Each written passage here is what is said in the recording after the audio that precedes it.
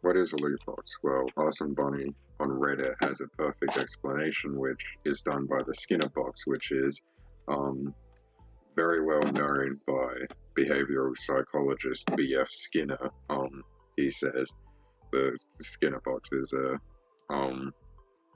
is known as an operant conditioning chamber, where the rat pulls a lever and gets a reward. And it's a lot like this, where in science the thing was where it's like they pull the lever, they found that the rats respond better when they get randomized reward, of course, and that's how loot boxes kind of work. The thing is a lot lengthier from his explanation. I'm just trying to think of how to condense it. So I'll link it in the description if you want to read up on the full thing, because it's a lot longer to actually read up on the whole test itself. But anyway, I did this video before. I'm not sure what I exactly called it, but it was something like, where will the gaming industry go after loot boxes? And I said that it could go into two different directions. I made a video discussion before quite a lot of things happened, and I hadn't talked about it in a while because I was a little worried when I made that video. It was completely unscripted, as I said, and so I was very honest in it. And I honestly didn't know where the industry would go, but I said in that video I thought it would go down option path 2, and as more likely to go down option path 2 as opposed to 1, which I explained in the video. And not surprisingly, it went down path 2. So let's talk about what has happened prior to that video and what has happened between that video and now. So the ASRB got a open letter from Senator Hassan referring to loot boxes and that maybe they should look into doing something. It was an open letter, so that was the best case scenario, as I said, because I was a little worried and skeptical on the government tackling this issue, since how they want to tackle it is they want to put someone else in place of the ESA, which, if you don't know who the ESA are, is who stands in for the industry whenever passing of a bill relating to the industry from the government goes through. They're the ones who talk on behalf of the industry. Anyway, there was also 2 bills that was a Hawaii State Rep talked about. He sat down with the ESA. He had a conversation with them. A lot of talking happened. A lot of talking happened in this time, and I was curious to see where this goes. I wanted to hear where things happened. I didn't want to make a video until I saw a little bit more action, right? Because I don't know where this was going, and a lot of things could have happened, or bugger all could have happened. And like I said in the video, and that the discussion went sort of nowhere.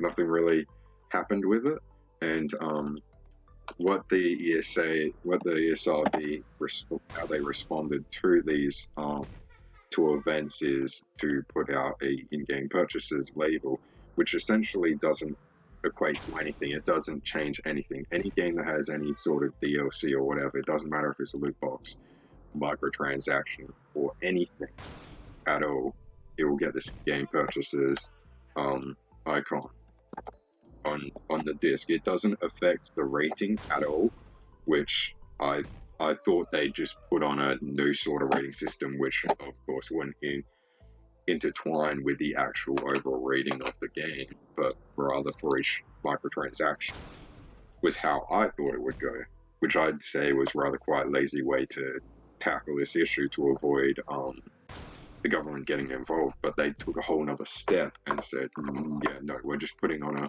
label, and so you know that there are microtransactions or are in online purchases that can happen, right?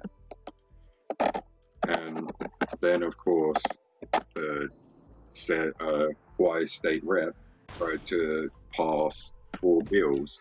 Now, what these bills enticed were, one, that people would have to be 21 years of age to be able to actually buy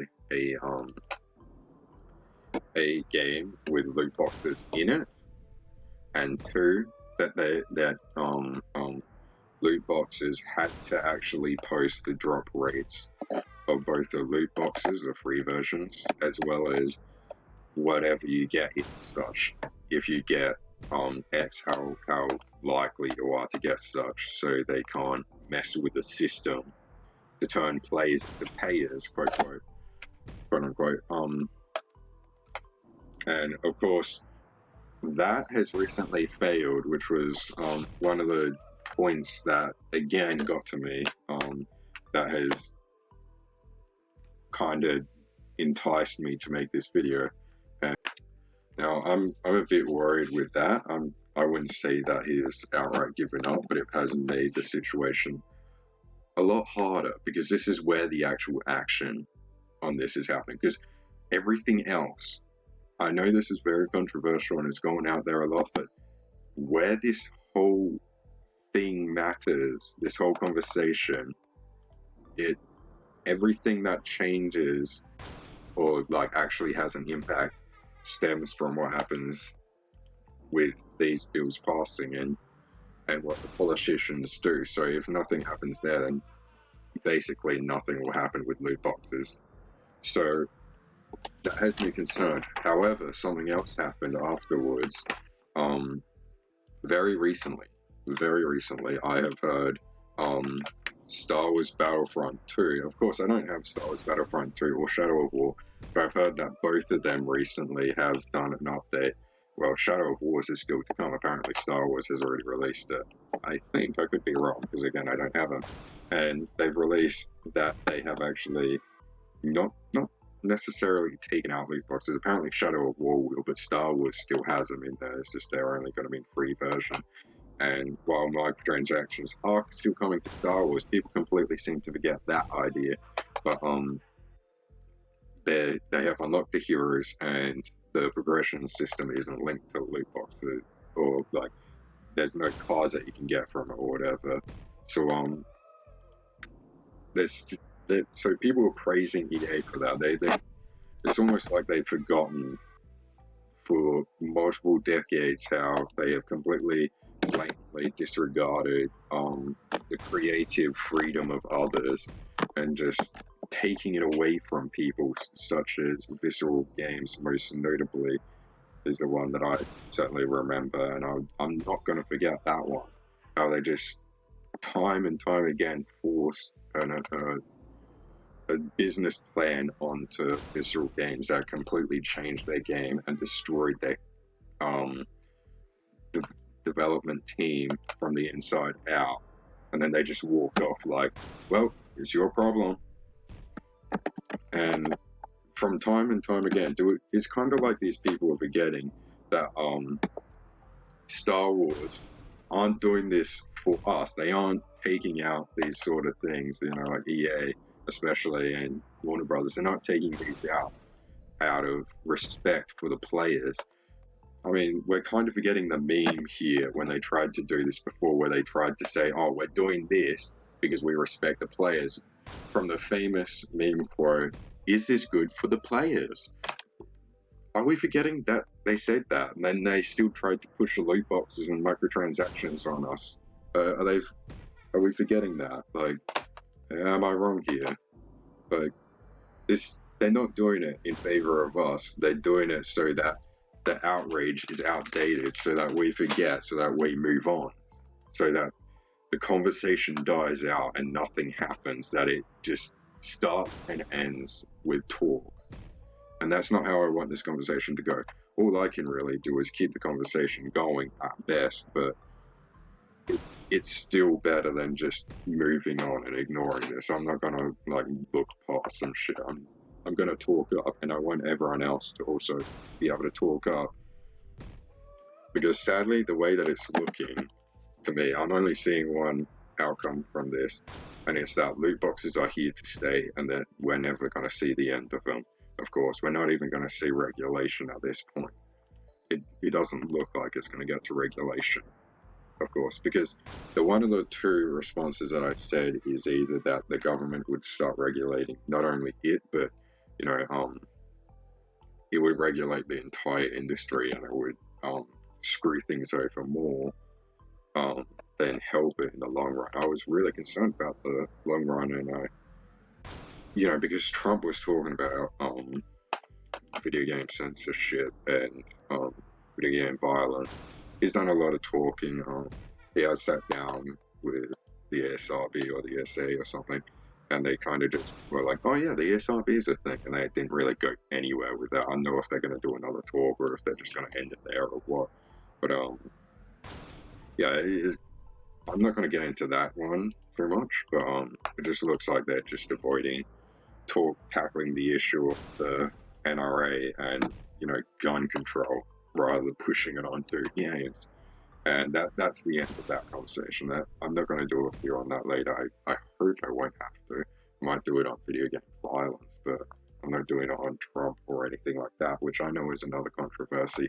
But even if I were to talk about stuff that he talks about, then it's not me directly talking about him, but rather the argument that he proposes, of course, because I don't really give a shit about the people behind X. I just care about X, So yeah, I'm very concerned. I'm very bothered, and I'm fucking annoyed at the SRB. And I know that some people are just kind of like looking at what's happening with Star Wars and Shadow of War, and they're just happy to see that, I guess, their words are starting to change things, that they're starting to have an impact, and maybe they just want to praise one another for for having some kind of impact at the very least, but I'm also a little concerned because it could also go to outdating the outrage kind of point that I just said about before, where later on people are going to say, well, loot boxes aren't in X, it's all about, like, there'll always be people that complain about pre-orders, there's always going to be people that complain about DLC or microtransactions. There will people be that say, oh, even though this is good, it's not worth that much money, I'm sure someone out there complains about GTA 4's Ballad of Gay Tony DLC or The Witcher 3's Blood and Wine DLC. I'm sure people are always going to be complaining about that, but what matters is how many of those people talk. It always matters about the mainstream, and as long as those people aren't complaining, because they're only complaining about EA's Star Wars Battlefront, they're not complaining about EA's Madden or FIFA or Need for Speed, which all have microtransactions. They're not talking about fucking Call of Duty World War II even, not talking about improving them. Even though, like, all of the horror stories from people going fucking broke and just losing their job, and just all of the worst stories are coming from Madden or FIFA. I always get those two mixed up.